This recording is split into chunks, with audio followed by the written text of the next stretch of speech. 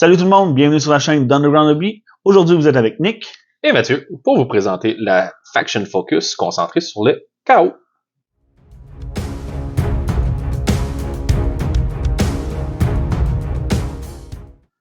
Donc, bienvenue à tous, bienvenue. Aujourd'hui, on commence notre série sur les Faction Focus. On va commencer par notre premier chapitre qui va tourner autour du chaos. Donc, aujourd'hui, on va parler de pas mal de choses. On va surtout vous parler de nos opinions, ce qu'on a aimé, ce qu'on a moins aimé, comment l'armée fonctionne. Également, voir quelques petites unités de ce qui a frappé, peut-être un petit combo à gauche, à droite. Mais c'est une petite conversation pour le fun qu'on va avoir sur nos Faction Focus. Les plus, les moins, les petits bémols, regarder les unités en profondeur. Puis, on va commencer aujourd'hui avec le Death Guard.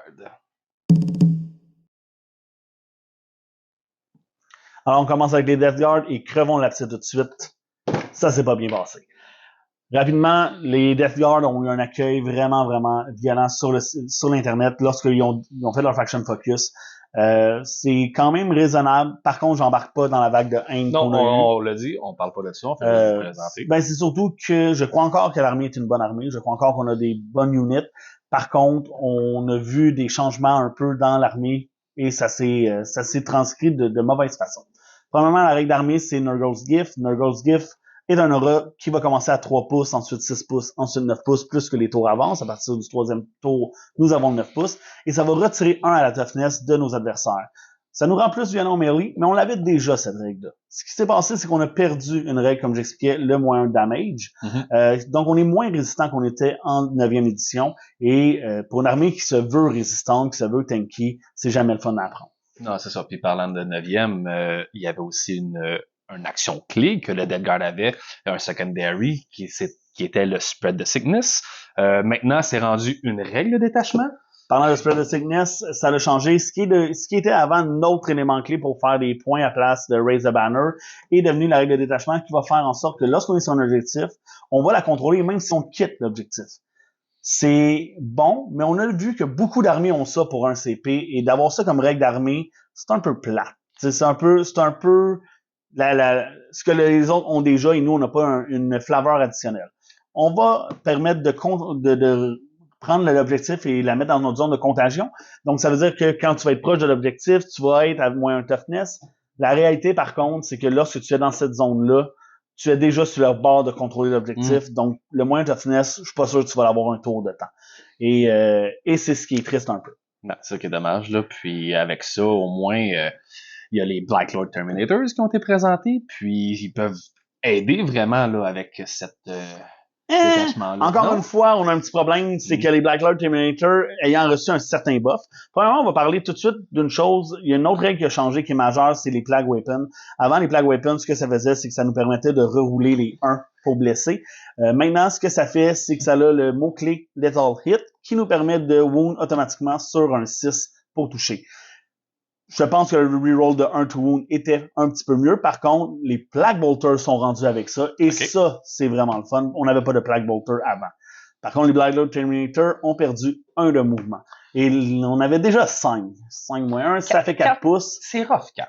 C'est rough. C'est moyen. C'est moyen. C'est pas très fort. C'est une unité qui est vraiment importante, surtout ça va être quelque chose qui peut être avec un core dans les futurs, mais c'est pas quelque chose qui va devoir bouger sur une table. À chaque 4 pouces, ça devient long, c'est difficile de se rendre à des objectifs. Donc on va sûrement avoir beaucoup de Deep Strike. Je pense que ça va être ça la solution. On va aller Deep Strike. On n'a pas vu aussi qu'est-ce qui peut être ajouté avec eux, mais 4 de mouvement, c'est pas ça. Un autre point, par exemple, une chose, un glow-up qu'on a eu. Un véhicule. Dans les véhicules, en plus. Le Plague Burst Mortar. Donc, on le sait, c'est un staple dans les listes de Death Guard depuis longtemps. Cette arme aussi qui a été nerfée, mais solide, durant la 9e, parce que le Indirect Fire donnait un moins 1 à ta BS, t'avais souvent un moins 1 to hit, t'avais plus 1 à la save, plus 1 à la save recover. Ça, c'est terminé. On le sait que l'Indirect Fire, maintenant, va donner un bonus à la save, mais c'est pas plus que ça. On va le voir plus, mais qu'on regarde les règles. La règle Blast a changé, donc ça donne plus 1 hit par 5 modèles. 5 modèles, ouais, exact. Et le nombre d'attaques a passé d'un D6 à un D6 plus 3. Donc, on est déjà un 4. On est déjà un 4 minimum. S'il y a 5 modèles, on est déjà rendu à 5 attaques. Le D6 va rarement être un 1, sauf si c'est moi qui le roule. Également, on a un 3+, pour toucher, force 8, AP-1, damage 2, c'est très bon. Et également, on va forcer un Battle Shock. On sait que cette édition-ci, on semble vouloir vraiment y aller sur des Battle Shock. C'est quand même une bonne chose de pouvoir en forcer. Est-ce que ça va être utile à 100%? Je ne sais pas. Mais ça peut être très bon. Une belle arme contre les infanteries. Le Battle Shock, place parfait pour les infanteries pour pouvoir enlever les objectifs. Exact. Sinon, le stratagème. Le stratagème est pas mauvais, ce qu'ils nous ont montré, parce que au final, ce que ça fait, c'est que en plus d'être un auto-wound sur un 6, ça va faire que si tu roules un 6, tu vas également avoir un hit de plus, et si tu es sur un objectif que tu contrôles, tu as 2 hits de plus sur un 6. Donc, je pense vraiment qu'on a un petit focus vers le melee qui est très bon. Par contre, malgré tout ça, malgré le petit positif qu'on a donné, je dois donner une note de 2 à 5 sur ce Faction Focus-là. L'armée est pas très interactive, je la trouve un petit peu plate. Comme Faction Focus, quand tu regardes tous les changements qu'il y a. Il y avait beaucoup d'attentes aussi en Valet d'Edgar. Ben oui, c'est une faction qui est vraiment populaire. Okay. Donc, on va passer au prochain, Chaos Space Marine. Donc, on va parler des Chaos Space Marines. Yes. Donc, on a serré le sel, mais on va devoir aussi serrer la cuillère. Effectivement, parce que la soupe wonton est terminée. Nous avons fini avec cette règle d'armée-là qui nous faisait choisir des buffs différents. Donc, plus de soupe, et ça a été remplacé par la règle d'armée qui est le Dark Pact. Dark Pact, pas le chemin, c'est le pacte de la noirceur. Puis ça, on a 2 règles qui vont donner à l'armée au complet. C'est le Lethal Hit, qui va donner un wound automatique sur un toucher de 6, et le Sustain Hit, qui va donner un hit supplémentaire sur le 6 pour toucher. Yes, puis moi je commence à dire j'adore ça. Moi, le fait de faire des prières au dieu du chaos, puis ensuite avoir un buff, j'adore ça. Ça fait très fluffy. C'est le fun, c'est le fun. Puis c'est interactif, donc chaque fois que tu vas prendre ta squad, tu vas pouvoir choisir lequel buff tu as le goût d'avoir. Est-ce que tu veux avoir est-ce que tu veux avoir un hit de plus sur un 6 ou tu veux blesser automatiquement? Et ça va faire en sorte que si tu targetes quelque chose qui a vraiment une grosse endurance que tu blesserais pas habituellement, ben tu vas augmenter ça avec un 6 ou un 6 pour blesser automatique. Et si tu sais que tu vas les blesser, mais tu aurais besoin de plus de puissance de feu, ben à ce moment-là, tu vas prendre un hit de plus sur un 6. C'est le fun. 2 bons buffs, 2 très bons buffs, autant melee qu'au tir. Un pack qui donne beaucoup de choix, mais aussi un choix négatif. Ouais. C'est un choix que si tu fails, parce que pour faire le pacte, tu dois rouler un test de leadership. On fait après. On a le buff, peu importe. OK. On fait le test après. Un test de leadership après, que si on fail, c'est un D3 Mortal Wound sur ta propre squad. Donc, je salue tous les gens qui vont être capables de tuer leur propre unité avant de tuer l'unité ennemie. Ça va arriver, mais j'aime ça. Ouais, c'est juste le fun. Parlant des tests de Dark Pact, par contre, on a vu les légionnaires, et les légionnaires, on sait qu'on va l'utiliser souvent parce que leur puissance de feu est pas si bonne que ça. Mais ils ont une façon de mitiger ça un petit peu, qui est avec un icône. Donc, si tu as un icône et tu rates ton Dark Pact, tu peux le reroll. Ben, ça, c'est parfait. Ça va t'aider aussi à donner plus de choix, plus de viabilité avec ça. Et les légionnaires ont aussi quelque chose de nouveau. Oui.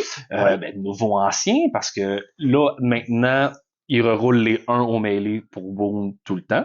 Par contre... Ben en fait, c'est un stratagème qui nous donnait plus un tour. Avant, c'était un stratagème. Maintenant, on l'a toujours. Oui. Ça va faire partie de la carte des légionnaires. Et un petit buff de plus. Si on est dans un range d'objectifs et il y a une unité ennemie, ou c'est juste qu'on est dedans? On est juste dedans. On va y aller. Mais en fait, c'est en melee. C'est en melee. Donc dès qu'on est en melee avec une autre unité dans l'objectif d'un marqueur, dans le range d'un objectif plutôt, on peut rerouler tous les wounds. C'est excellent. C'est très bon. C'est vraiment très bon. Là, surtout les légionnaires qu'on voit souvent. Oui. C'est plusieurs groupes, ou c'est plusieurs modèles dans une squad. C'est vraiment très bon. Parlant des légionnaires, on va aller parler de leur papa. Daddy Abaddon. Du légionnaire. Daddy Abaddon, rapidement, c'était l'unit des Chaos Space Marines. C'était le One-Man Army des Chaos Space Marines. Il a changé un petit peu de rôle. C'est pas grave, on aime ça. Au final, c'est rendu un Terminator. Il va pouvoir joindre probablement des Terminators parce qu'il a la règle leader. Ce n'est pas un monstre, ce qui est une bonne chose. Donc, il va pouvoir être protégé par sa squad. Rapidement, 2 choses qu'on veut savoir avec... 3 choses qu'on veut savoir avec Abaddon. La première, il fait mal. Allez voir son profil. Toutes ses armes sont bonnes. Il va vraiment tuer. La deuxième, c'est qu'il va choisir un aura en command phase qui va donner autour de lui. 2 qui sont importants. Reroll to hit. Ce qui est vraiment bon dans une édition qu'on sait qu'il va avoir moins de reroll to hit de disponible. Et l'autre, c'est une bulle invul 4+. Oh, À 4 6 plus à pouces. tout le monde alentour de 6 6 pouces. pouces. Ouh là là. Ça va créer quelque chose de vraiment le fun. Mais ça va créer beaucoup de motons sur la table si Abaddon est là. Ouais, probablement qu'il va être vraiment au milieu. L'autre chose ensuite, c'est que à chaque fois que tu vas rouler un Dark Pack et tu vas réussir, tu vas brasser un dé sur un 2+, tu vas avoir un Command Point. Avec les nouveaux systèmes de Command Point qu'on a, qui sont rares, c'est pas mauvais. C'est vraiment bon. C'est un par tour. On peut pas en avoir 2 de cette façon-là, mais c'est très bon. T'en penses quoi?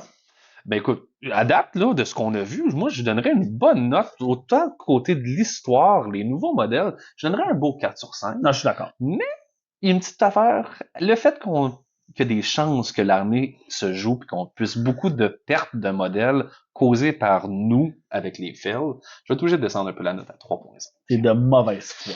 C'est de mauvaise foi, mais on n'a pas le choix de l'accepter. Donc, on va y aller avec la prochaine armée qui est les Thousand Suns. Alors, les Thousand Suns, mon amour de la 9e édition, c'est l'armée que j'ai le plus joué durant la 9e édition. Ouais. C'est l'armée que tu as le moins aimé de la 9e édition, effectivement. 4 combats, j'ai perdu les 4.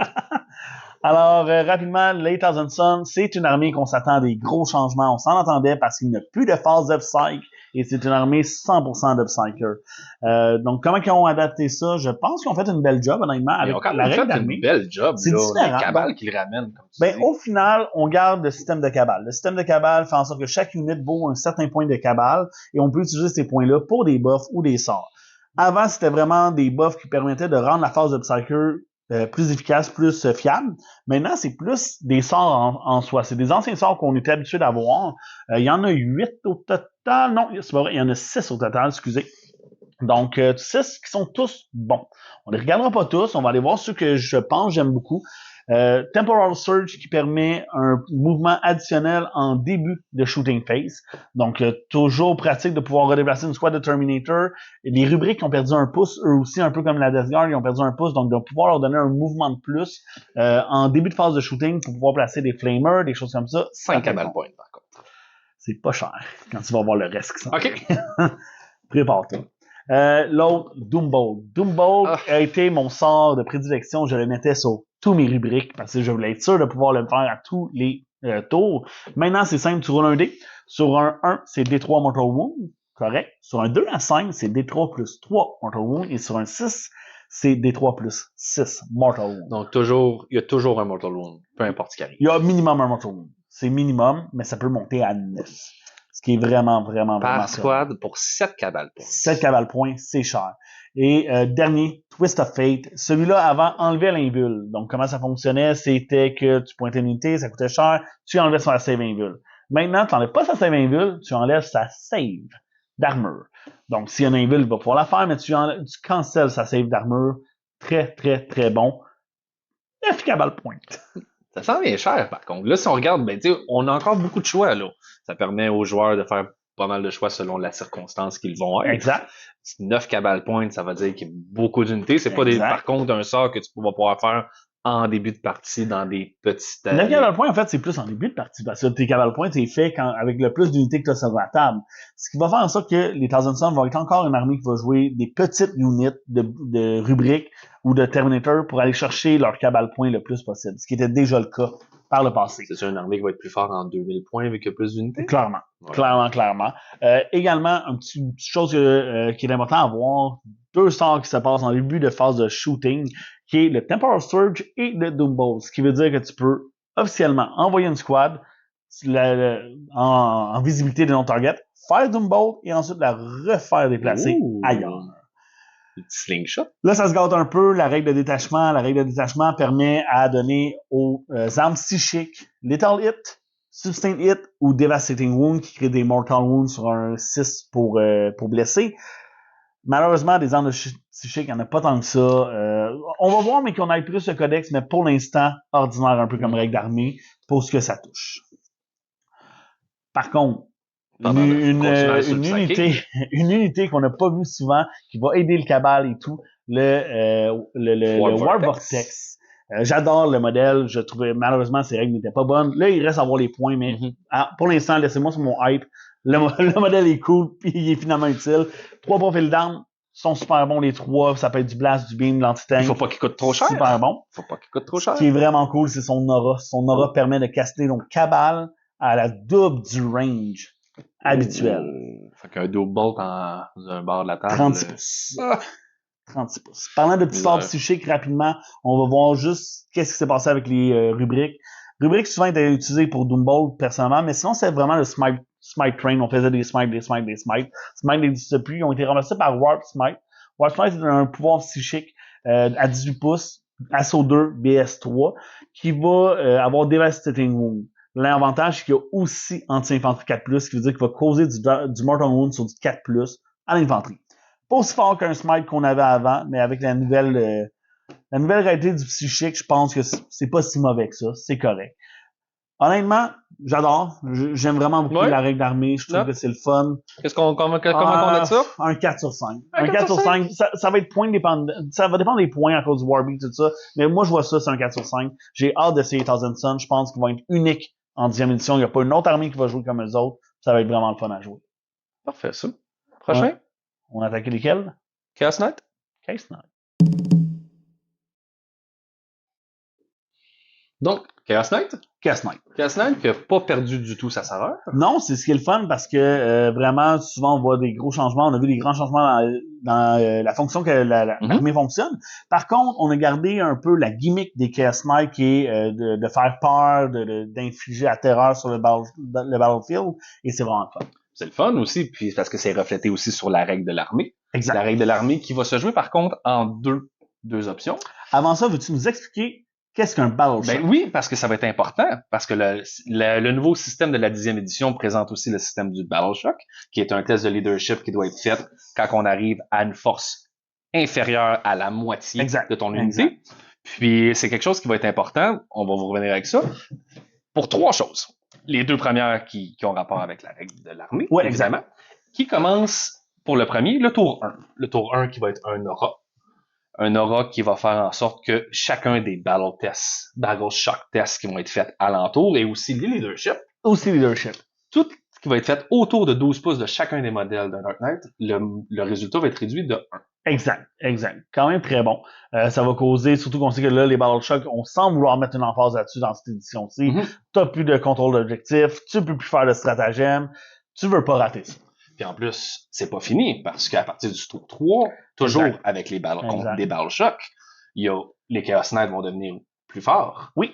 Étant donné que quand une unité va avoir fait un test de Battle Shock et va l'avoir failé, il va devenir Battle Shock. Tous les Knights qui vont tirer, attaquer, quoi que ce soit, vont avoir un wound supplémentaire. Exact. Et en plus de ça, l'unité qui est Battle Shock, elle va avoir un moyen pour toucher à son tour. Donc, n'importe quelle unité, toucher -1. Dès que ça tire sur un Knight. Ouais, c'est vraiment pas C'est excellent parce que, en plus de ça se marie excessivement bien avec la règle de détachement. Oui, puis ça, je trouve que c'est quelque chose qui est le fun à voir parce qu'on l'a pas vu souvent à date dans les Chaos. Une règle de détachement qui est 100% reliée avec la règle d'armée, qui va bonifier la règle d'armée plutôt que d'être un extra à côté. Donc, moi, j'aime vraiment ça. Ben oui, parce que quand on parle de bonifier, on a parlé que le test est réduit de 1 pour les Battle Shock alentour de l'unité, mais là, avec la règle de détachement, ce n'est plus la force, la moitié de la force inférieure. Terminé. C'est dès que c'est plus la force complète. Exact. Donc, un wound. Exact. Un modèle. Sur 10 modèles. Tu fais ton Battle Shock. Tu fais le Battle Shock. Tant que t'es à 12 pouces d'un Knight. Très fort. Ouais, c'est vraiment le fun de voir les Knights aussi difficiles que ça. Des Knights, on va voir plusieurs modèles sur la tête, ça va être intéressant, des gros Knights, des petits Knights. Le Death Spoiler, petit Knight ou Petit Knight. Un petit Knight. Un petit Knight. Tout petit Knight. Exact. Beaucoup de variétés, par contre. Beaucoup de variétés. Ouais, ils ont vraiment été chercher ça a toujours été le cas un peu du Death Spoiler, il a été un peu le couteau suisse. Par contre, je pense vraiment que cette édition-ci, on a aussi quelque chose avec 2 guns que moi, j'adore. Exact. Le Double Gating Gun, donc deux Gating Guns, 18 attaques chacun, quand même, avec 2 Flamers. Les Flamers qui, d'après moi, vont être très bons aussi. Sinon, le Death Spoiler Battle Cannon, Rapid Fire D6+3, D6+3 de base, 72 pouces, donc Rapid Fire à 36 pouces. On peut l'avoir 2 fois, On peut l'avoir 2 fois. Dégâts, force 10, dégâts 3, AP-1. On sait que tout a baissé de AP un peu. mais c'est bon. Donc, D6 C'est- plus 3, Rapid Fire D6 plus 3, Ouais. 2 armes. Donc, on tombe à 4 D6 plus 12. Ouais. De damage 3, force 10. Ah, quand même. Vraiment, vraiment, vraiment Très très bon, bon. les infanteries. Parlant d'armes, ils ont finalement fait quelque chose avec la relique qu'on avait avant. Ils l'ont Oh. intégré dans un profil de base Ok. avec le Desecrator. Donc, plus de reliques. Plus de relique. Ça deviendrait une arme. Je sais C'est que une arme de il y a un base. changement aussi pour tout ce qui est relique, extraterrestre de guerre, qui est Ouais, des c'est des enchantments à la enhancements, place. là. Donc, Yes. on va pouvoir voir ça sur un modèle en particulier. C'est l'anti-tank. En gros, Directement c'est l'anti-tank? l'anti-tank, toujours du 2+. Ah, force 18, Force taper 18. moins 4. Ah, Ouais, c'est un ouais, anti-tank. c'est notre anti-tank, ça va être très bon. Sinon, on a vu un peu l'Abominant qui a changé ses pouvoirs psychiques, beaucoup moins résistant. Moi, je pense qu'il va être un peu moins fort Ok. qu'il était. On le verra pas en revue au complet, mais lui, j'ai l'impression qu'il y a eu un petit nerf quand même. Sinon, mis à part ça, t'en penses quoi? Bon, écoute, le Death Spoiler, moi, j'adore. Juste ça monte une note à 3. Puis, avec les auras, puis le nouveau passif, Ouais. moi, j'irais un bon 4. Un bon cas, je suis d'accord. Bon 4. Fait qu'on enchaîne avec les World Eaters.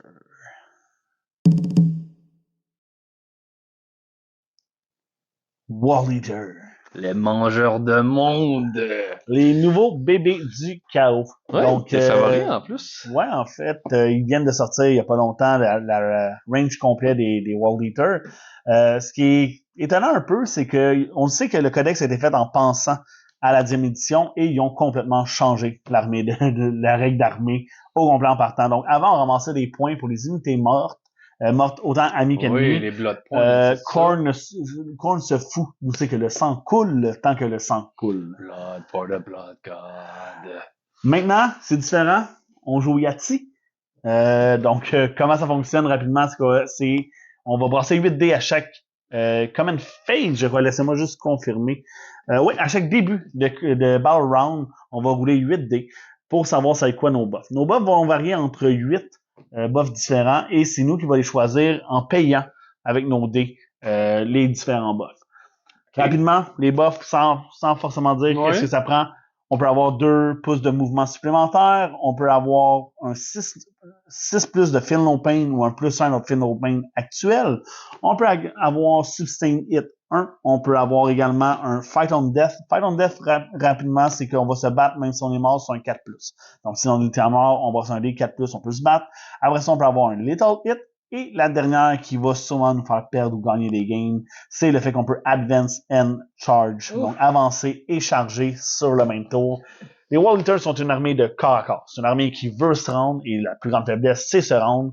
Et là, si on mixe 2 buffs qu'on peut avoir, advance and charge et 2 pouces de mouvement de plus, notre unité de base a une distance maximale de 26 pouces.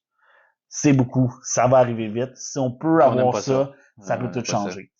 Donc, on va payer ces dés-là avec des doubles 6, n'importe quel double, n'importe quel triple. Ça, c'est 8 dés qu'on va jeter, comme tu dis, dans la phase. Exact. On peut choisir n'importe quel. Pour payer notre buff. Donc, si on utilise un 2-5, on peut pas le réutiliser après ça en disant, ben là, j'ai 3-5 aussi. Donc, sont utilisés, sont payés pour les buffs. Donc, le plus fort des buffs est celui que tu roules le plus. J'ai une mention spéciale encore à tous mes gens qui roulent du 1 du 2. Oui, exact. Par contre, pour ces gens-là, nous avons une bonne nouvelle. Les Berserkers de Korn ont un moyen de nous permettre de reroll un dé. Donc, comment ça fonctionne? C'est qu'il faut avoir l'icône au moment de le faire. Il faut que notre unité de Korn soit sur un objectif. Ça nous permet de rouler un dé. Donc, chaque fois qu'on a un objectif avec une unité de Korn et une bannière, ben on peut rerouler un dé de notre... Je vois aussi qu'ils ont 2 aussi dossiers en plus. Et oui, ben ça, en fait, toutes les troupes, faut s'attendre à peu près 2 dossiers pour contrôler les objectifs. Toujours bon. Ils ont gardé leur règle Blood Surge qui permet d'avancer lorsqu'on perd un modèle. Donc ça, c'est toujours le fun. Ça l'aide avec le mouvement aussi qui est très limité maintenant pour tout. Là. Ouais, exact. L'autre chose qu'on a vu aussi dans Battle Focus qui est très le fun, c'est Engram, la board que tu avais juste avant. C'est le premier primate du chaos qu'on a vu dans les Faction Focus. Donc ça nous donne une petite idée d'où c'est qu'on s'en va avec ça. Ça va être des monstres de table. Ils vont faire mal, on le sait. Ils ont gagné le bénéfice des terrains. Donc, maintenant, ils ne sont plus visibles à travers les terrains. Ouais. Et ça, c'est énorme pour leur endurance.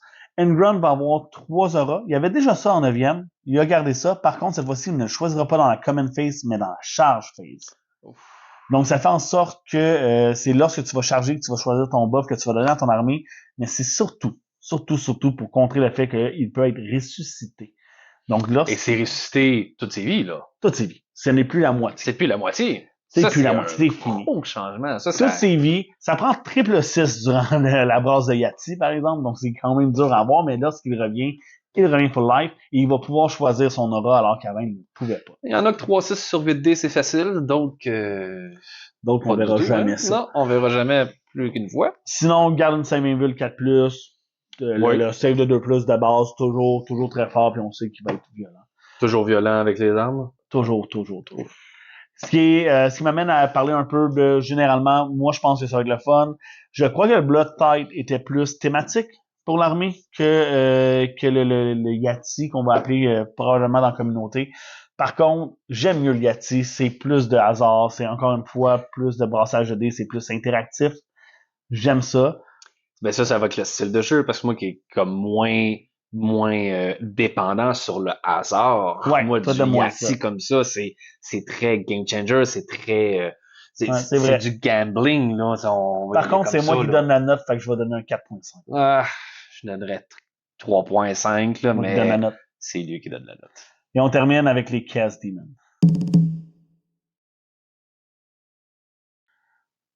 Donc, on finit avec Chaos Demon. Yes. Chaos Demon, toujours une belle armée du chaos. Toujours le fun à voir sur la table. C'est beaucoup de gros monstres, beaucoup de petits monstres. Beaucoup de petits monstres. Des beaux modèles qu'ils ont fait aussi avec le temps. Ils ont changé la majorité. Puis on reste beaucoup de thématiques aussi dans l'histoire de l'armée. Ouais, avec les règles qu'ils ont rajoutées. Ils ont changé un petit peu. Avant, c'était des dés un peu comme des cornes en ce moment. Mm-hmm. On brassait des dés, on choisissait nos pouvoirs. Maintenant, c'est une règle d'armée qui est fixe, qui nous permet de mieux planifier notre stratégie à travers la game. Oui, parce que la règle de l'armée fait un contrôle de table, surtout. Ouais. Ça fait une zone, surtout dans ta zone de déploiement. Ça s'appelle le Shadow of Chaos. Et ça crée une zone dans ta zone de déploiement que tu vas pouvoir avoir des effets positifs. Évidemment, des effets négatifs pour les unités ennemies. Mais cette zone-là peut être aussi déplacée sur le restant de la table. Exact. Comment ça fonctionne? C'est que faut que tu contrôles la moitié des objectifs. Donc, si tu contrôles la moitié des objectifs dans le No Man's Land, le No Man's Land est rendu ton Shadow of Chaos et la même chose dans la zone adverse. C'est intéressant dans ce cas-là d'amener cette zone-là vers le centre de la table. Oui, vraiment. Les objectifs. Vraiment. Parce que comme je disais, ça donne un effet positif à tous les gens de ton armée. Exact. Ce qui fait que tu peux rerouler. Tu reroules pas, pardon. Tu dois faire un +1 sur tes chèques de Battle Shock. Et aussi, ça va te healer d'un D3 plus 3. Par contre, seulement. Un D3 seulement. Et ça va faire un effet négatif aussi sur les unités, où ce que ça va réduire de 1 les tests de Battle Shock, et ça va faire un D3 de Mortal Wound. Exact. Également, dans le positif, c'est important de savoir que si jamais votre unité est Battleline, qui est la nouvelle troupe de la 10e édition, on va également pouvoir ressusciter des 3 modèles et ça va permettre aussi de mieux contrôler le déplacement parce que les modèles ressuscités doivent être placés en cohésion, mais ils peuvent être placés en avant. Donc rapprocher. Les démons vont rester dans l'ombre. Ouais, puis ils veulent mettre leur ombre partout. Ils veulent rester, non seulement le mettre partout, mais rester dedans beaucoup. Exact, pour pouvoir healer leur modèle. Ça c'est intéressant, là. Puis on tombe un peu avec la règle de détachement. Ouais, une autre règle de détachement qui ont réussi à mixer avec leur règle principale, je trouve. Okay. Donc, encore une fois, c'est de quoi que j'aime quand ils font ça. Je trouve qu'on l'a pas vu assez souvent dans les Chaos. On le revoit dans les Chaos. Et c'est très spécifique, c'est très facile, on va dire, mais très dangereux en même temps. Ouais. Hein? Donc, la règle de détachement, on va vous le dire, au lieu de faire un Deep Strike, un arrivé à 9 pouces d'un modèle, ça va être à 6 pouces. Tant qu'on est dans le Shadow of Chaos. Dans le Shadow of Chaos. Exact. Ce qui est là, qui est important d'aller contrôler les objectifs dans le No Man's Land pour expandre le Shadow of Chaos. Exact. Sinon, on va parler un petit peu rapidement. On a vu, dans le Faction Focus, on a vu comment que ça allait fonctionner si on voulait rentrer des unités démons dans le restant de notre armée du chaos, donc que ce soit des Chaos Space Marine, des Chaos Demon, Chaos Knights, peu importe. Comment ça fonctionne, c'est que si on joue un 1000 points, on a le droit jusqu'à 250 points. Si on joue un 2000 points, on a le droit jusqu'à 500 points. Et si on joue un 750 points, on a le droit, excuse-moi, un 3000 points, on a le droit à 750 points. Finalement, Chaos Demon. Pas mal le Chaos quart de Space ton Marine. armée. Oui. Au final, c'est vraiment, vraiment le fun de savoir que c'est la seule restriction qu'on a. Donc, on n'a pas besoin de rentrer un HQ, un élite, un troupe, de quoi de genre. Tu rentres ce que tu veux tant que tu respectes le nombre de points. Ça va être le fun de voir ce qu'on va arriver. Encore une fois, on a la même restriction. Les armées qui sont reliées à un dieu doivent rentrer les démons de ce dieu-là. Donc, Khorne avec Khorne, Tzeentch avec Tzeentch. Pour les Slaanesh, c'est si ton chef de guerre est Lucius, tu dois rentrer des démons de Slaanesh. Donc, vraiment une belle façon qu'ils ont faite pour rajouter ça. Chaos Space Marine peut faire une petite soupe avec ça. Oui, une petite soupe. On peut ramener la cuillère, finalement. Parlant de démons, on va aller parler du démon. Ah, le démon. Le démon. Be'lakor. Be'lakor qui est très fort aussi avec des nouveaux auras. Les nouveaux auras, un peu dans le même concept qu'on voit là avec Abaddon, les primaires. Je pense que c'est vraiment de quoi qu'ils veulent faire. Il va avoir son passif qui fait que à l'entour de 6 pouces de lui, ça fait une bulle de Shadow of Chaos. Oui. Ça, il l'a tout le temps. Il l'a toujours. Toujours autour de lui, il va avoir du Shadow of Chaos, donc des unités alliées qui peuvent deep striker directement là. Ça donne beaucoup d'options pour les attaques surprises. Ouais. Ensuite, on a ces 3 auras. Aura numéro 1, on a le fait que c'est quand même très pratique. Toutes les unités à 6 pouces de lui ne peuvent pas être choisies comme cible s'ils ne sont pas à 18 pouces de range. Donc, donne un gros buff défensif. On a son deuxième aura qui va rapidement... Qui est comme le Chaos Knight. Mais... Oui, à 6 pouces. 6 pouces, ouais. Donc, qui va forcer des Battle Shock à seconde aussi que tu as perdu un modèle et non à la moitié de tes modèles. Troisième aura qu'on a rapidement, c'est que tu peux reroll tes Battle Shock. Donc, si jamais tu rates tes Battle Shock, tu peux les faire reroll à ton armée. Quand même très bon. Très bon. Le dieu, le gros dieu qui nous fait. On en pense quoi? Oh, c'est le Be'lakor, comme je disais, le dieu. Oh.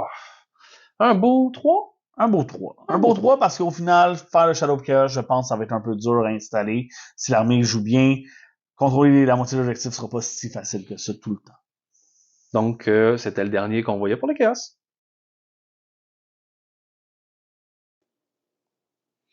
Donc, ça conclut notre point de vue, notre résumé sur les factions. C'est terminé. Qui entourent le chaos. Écoute, toi, parlant de chaos, toi qui es notre joueur, qu'est-ce que t'en as réellement pensé? Honnêtement, moi, je suis 100% positif. Je trouve que la majorité des armées qu'on a vues ont une nouvelle façon de jouer qui va faire différent, qui va être un vent de changement. J'ai hâte de voir comment ils vont s'appliquer à la 10e édition, les combos qu'on va pouvoir faire, quand les points vont sortir, les tassés vont sortir, c'est très bientôt. Tout ça. On a déjà vu quelques previews des Death Guard, donc il y a de l'espoir pour eux. Donc, c'est pas complètement terminé. Il y a des belles choses qui s'en viennent. Donc, en règle générale, très, très positif. Je pense personnellement commencer avec le Khorne. J'ai vraiment aimé leur preview. Je trouve que le concept des buffs et tout ça va vraiment rajouter une petite facette drôle, le fun. Moi, c'est pour ça que je joue. Également, j'ai hâte d'essayer les Thousand Suns. Et j'ai pas hâte de jouer contre. Les Thousand Suns qui ont énormément changé avec la phase de Psyker qui est terminée. Donc, voir qu'est-ce qu'on va pouvoir faire. Magnus aussi, un personnage que j'aime beaucoup. Mais oui, j'ai vraiment beaucoup de positifs à dire sur ce qu'on a vu, sur comment ça va jouer. C'est le fun. Ah, super. Écoute, merci Nick. Merci à tous. Merci à tout le monde d'avoir été avec nous sur notre chaîne de Ground Hobby. Et n'oubliez pas, si jamais vous avez trouvé ça intéressant, n'oubliez pas de aimer, de commenter, de partager, mais surtout, abonnez-vous pour pouvoir nous encourager à continuer. Et aussi, vous allez pouvoir voir dans la liste de description nos liens d'accès à Discord, Facebook et aussi sur Twitch. Sur Twitch, où on a un show d'Observatoire du Métal qui est présenté par Simon, avec du contenu aussi le vendredi pour du contenu un peu divers, autant soit des parties ou seulement des discussions. Des discussions des fois. Exact. Puis, n'hésitez pas à venir nous revoir. Merci beaucoup. On espère vous revoir. Bonne journée à vous. Salut tout le monde!